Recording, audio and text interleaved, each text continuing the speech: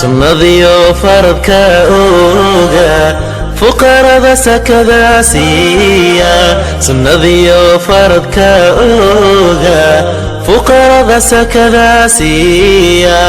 saqda dhaxalkii toosa rabbi usajuudo barya rabbi usajuudo rakuuca. السلام عليكم والله وتحنيهني صدن حديث حلقة 10.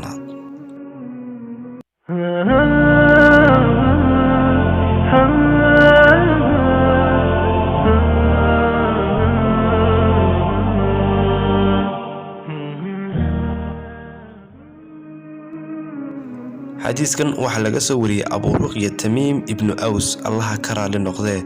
إنه النبي صلى الله عليه وسلم ويري الدين نصيحة قلنا لمن قال الله ولكتابه ورسوله ولأمة المسلمين وعامتهم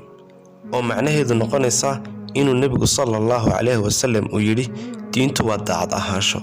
كدب وحنا كنري يا الله أهان دعدس نبيو كدب رسولك صلى الله عليه وسلم وحاو جوابي الله يا كتاب كيسة رسول كيسة يا مدحض المسلمين تأيدت وينهبا sidaas la jigad xadiiskan waxa uu ka hadlayaa u daacad ahaanshaha diinta islaamka u daacad ahaanshaha ilaahay waxa looga jeedaa in la aqbalo waanadiisa oo laga haro shirkiga lana rumeeyo kale ahaantiisa nimcada uu ku siiyana aan cid kale loo tirin u daacad ahaanshaha kitaabka Alle waa in la rumeeyo inuu yahay kitaab ka soo dega xagga ilaahay kadibna la xurmeeyo lana akhristo laguna amal falo sidoo kale u daacad ahaanshaha nabiga sallallahu alayhi wasallam waa in la rumeeyo inuu yahay rasuulkii ilaahay u soo diray dadka lana rumeeyo wuxuu uu sheegay oo dhan lana raaco awaamirtiisa lagana dheeraado wuxuu reebay u daacad ahaanshaha madaxda muslimiinta waa in xaq loo gargaaro wixii qalooc ama gafaf ahna lagu baraarujiyo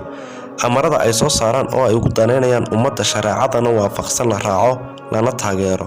sidoo kale u daacad ahaanshaha dadweynaha waa in markasta lagu hanuuniyo xaqa waa in kuwada qaloocan looga digo xumaanta waa in kuwada juhalada wax la baro iyo wixii la mid ah haddaynu soo koobnana diinta islaamku waa waano iyo daacad ahaansho intaas ayaa ku soo koobaya xadiiska maanta wassalaamu calaykum waraxmatullaahi wabarakaatu.